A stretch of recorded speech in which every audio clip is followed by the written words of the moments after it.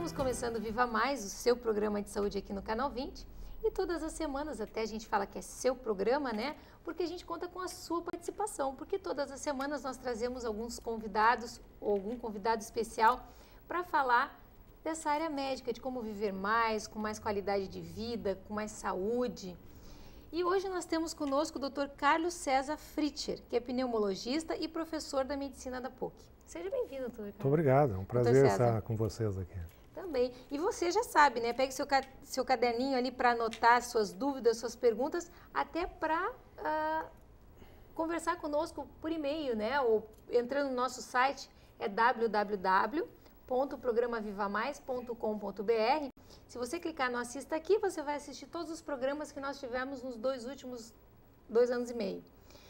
Se não, você pode botar perguntas e conversar conosco, até para a gente trazer o doutor César mais vezes, né, para responder as suas perguntas. Seja bem-vindo.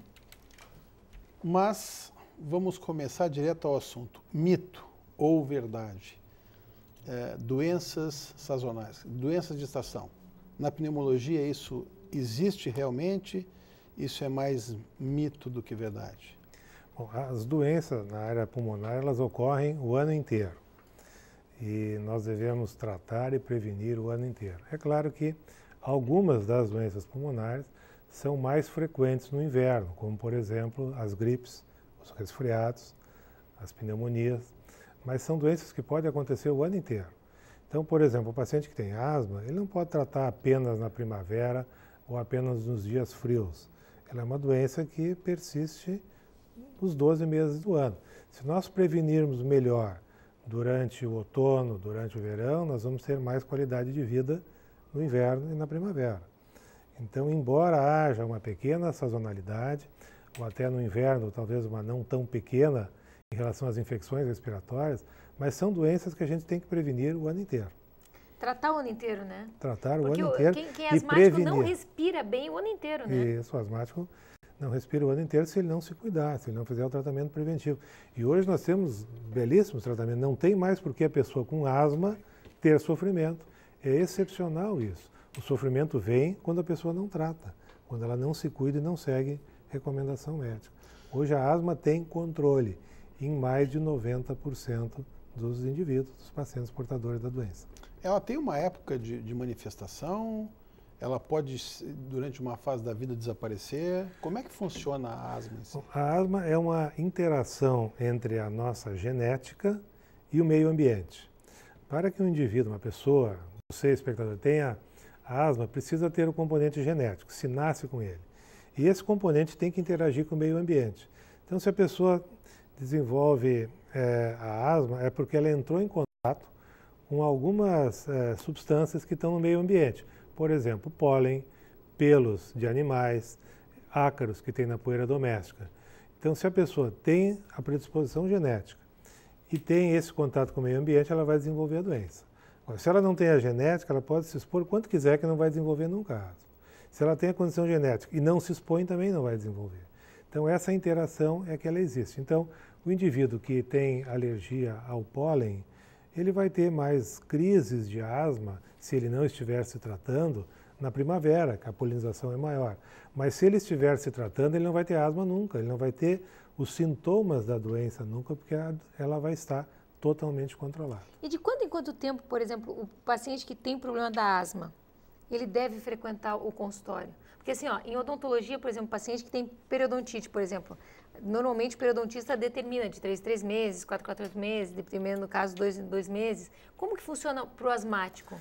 Normalmente, o asmático que está controlado e tratado adequadamente, 2 consultas por ano são suficientes para revisar. A gente faz um exame muito simples que se chama espirometria, ele mede a capacidade pulmonar. Então, a cada 6 meses a gente vai verificar se não houve nenhuma modificação, né? E o tratamento vai ser mantido. Se a gente detectar alguma alteração para pior, somando esses dados da espirometria, mais a informação clínica que os pacientes nos dão, a gente ajusta o tratamento. E esse ajuste 2 vezes por ano é mais do que suficiente. Agora, se ele está apresentando alguma intercorrência, então ele vai marcar um apontamento extra, vai fazer uma consulta fora do período aprazado. Mas isso nos pacientes que aderem ao tratamento é extremamente raro. Sabe por que eu te perguntei no início, César, se tem uma época de remissão, quer dizer, uma época em que a doença desaparece? Nós morávamos em São Paulo quando a gente era pequeno. Tá? São Paulo é uma cidade poluição extremamente alta. Eu não me lembro de ter tido isso quando a gente morava no interior. Nós moramos no interior de São Paulo uma época, tal. Para quem não sabe, acho que todo mundo sabe, a Ana é minha irmã, né? Bem mais nova. Hoje em dia ele tá bonzinho, que ele dizia que era a irmã mais velha. Não, mas agora tem que sucumbir, né? Ela continua bonita, eu estou envelhecendo. Às Mas vezes diz que é tio para... Não, mas se eu tô assim é graças a ele, que ele é cirurgião plástico, então ele me estica.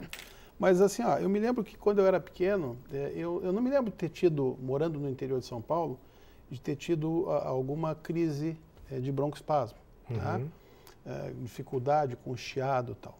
Quando nós começamos a morar em São Paulo, era seguido, inclusive na época eram pequenos pronto-socorros que existiam nos bairros e tal, e eu me lembro que várias vezes eu tive que ir para fazer inalação com aqueles broncodilatadores e tal. Daí quando a gente mudou aqui para o sul, eu me lembro que diminuiu, apesar do clima que também não ser um clima muito agradável, com um inverno muito rigoroso e tal, mas com o envelhecimento, eu não sei se eu fui ficando mais casca mais grossa, eu não tive mais esse tipo de alteração. E eu me lembro que se falava, na época da faculdade, inclusive, que eventualmente algumas crises asmáticas podiam ter sido, eventualmente, por infecção por verminose. Tá?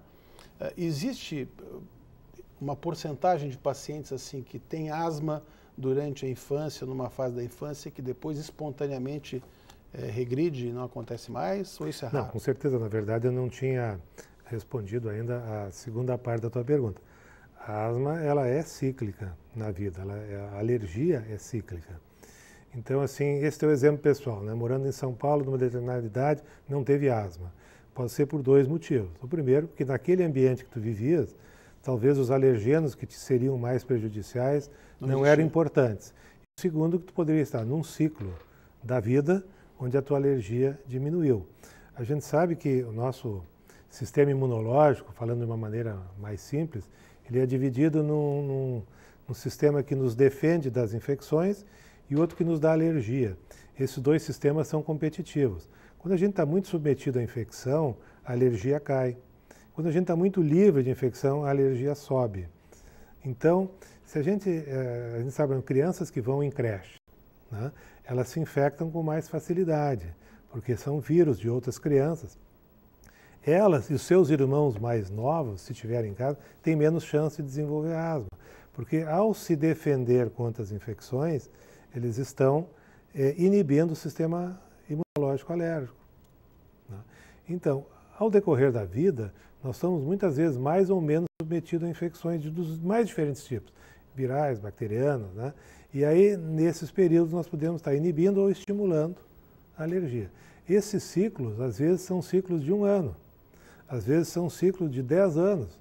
Nós temos pacientes que começam com asma, às vezes, aos 5 anos de idade, ela desaparece completamente, os sintomas, até os 40 anos, aos 40 anos surge novamente. Aí, aos 45, desaparece. Né? Então, se imagina, quer dizer, se sabe com toda certeza que o período alérgico é cíclico. E se imagina que a exposição às infecções seja um dos grandes motivos que torna esse ciclo mais ou menos longo. E pode ter o fator psicológico junto? Também. O fator psicológico também interfere com o nosso sistema imunológico. É porque eu tenho uma asmática em casa lá, ela tem alergia, e eu noto que determinados períodos onde o emocional mexe, a falta de ar vem, todo esse processo volta. Período de prova na escola, briga com o namorado, amigo doente, tudo isso interfere na asma, muitas vezes para o lado de agravar os sintomas, mas às vezes até o inverso.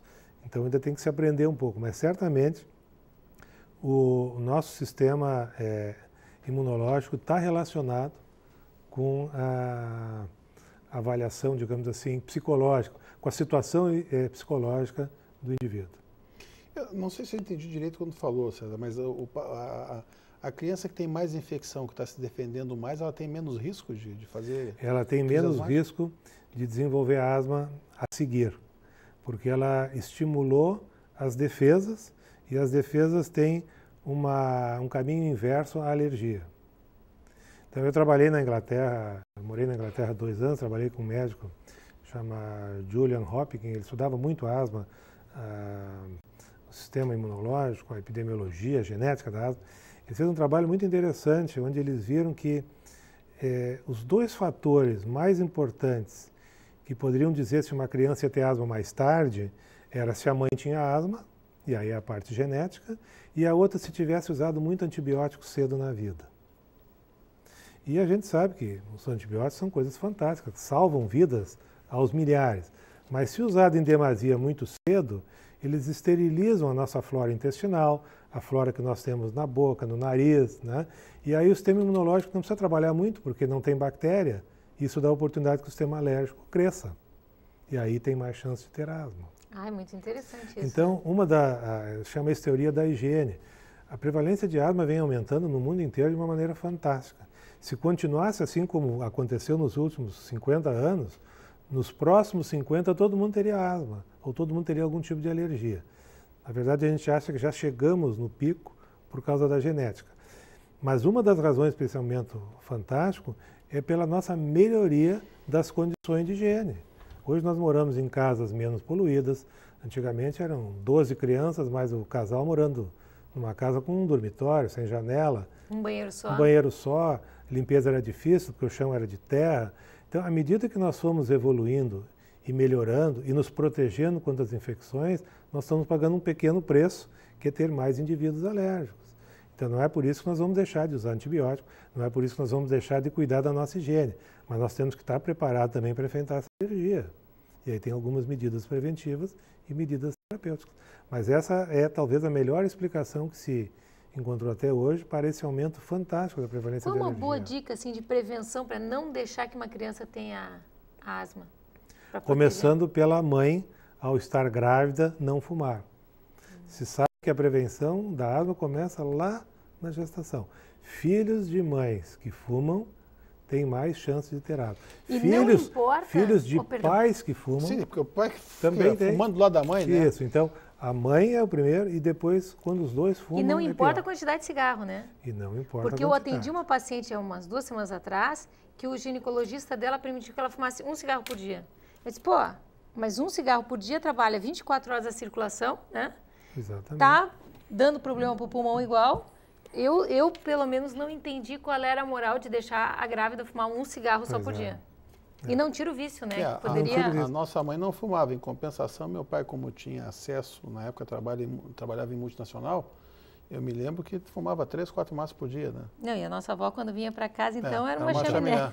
Então, mas é isso. A prevenção começa aí. Depois, se nós temos uma história familiar de asma, né? A mãe tem asma, ou o pai tem asma, então nós vamos cuidar um pouco mais da limpeza do meio ambiente. Eu não sou assim um defensor fervoroso assim da higiene completa, né? Mas se a família tem asma, né? A mãe tem, já tem um irmão mais velho, nós não vamos dar para aquela criança esses brinquedinhos que são peludos, cachorrinhos, né? Botar um cobertor de pelos. Nós vamos procurar fazer um ambiente mais limpo. Não precisa esterilizar tudo, tirar a cortina, não é isso. Mas não vamos exagerar. Então, assim, se a família não tem um animal em casa, né? Nasceu o filho e tem chance de ser alérgico, não vamos dar um cachorrinho de presente. Não dá um gato de presente. Não vamos dar um gato nem um cachorro. Por quê? Porque tem mais chance de desenvolver asma. Bom, agora a criança já tem o cachorrinho. Não precisa se desfazer. Mas a vida do cachorrinho é mais curta do que a nossa. Então, quando ele vier a desaparecer, não substitui por outro. Vamos inventar uma outra distração. Então, dá um peixe. Com cuidado, a gente vai prevenindo, né? Dá um peixe, exatamente. Mas eu não sou alergista, sou pneumologista, né? Eu acho que tem cuidados antialérgicos importantes, sem exagero e sem causar prejuízo para uma criança. O bom senso predomina aí na prevenção. Bom, nós vamos indo para o comercial. Você não saia daí que o assunto está muito interessante hoje, né? Como prevenir, como se cuidar. É sobre asma, nós vamos falar ainda sobre gripes, pneumonias. Não saia daí, a gente já volta.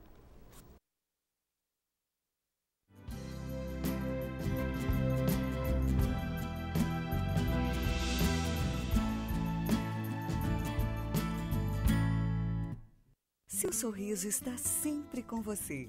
Ali no bairro das Três Figueiras, o Centro Odontológico 590 reúne o melhor para o seu sorriso ficar perfeito. Tratamentos com tecnologia e os produtos mais modernos do mundo. Profissionais especializados, capacitados e treinados em todas as áreas da odontologia. Atendimento personalizado, com carinho, respeito e preço justo. Liderado pela doutora Ana Paula Sorrentino Delvaux, pós-graduada em implantodontia e prótese, o Centro Odontológico 590 ainda reúne doutora Larissa Leite, especialista em odontopediatria, doutora Gisela Grande, especialista em cirurgia bucomaxilofacial, doutora Catra Itápia, especialista em endodontia, doutora Karine Betiol, especialista em periodontia. Seu novo sorriso está no Centro Odontológico 590, Avenida Carlos Ruber, 590.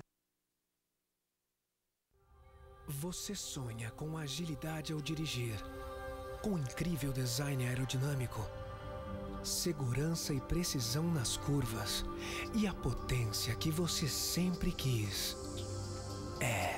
Poucas coisas na vida falam mais sobre você do que o carro que você dirige.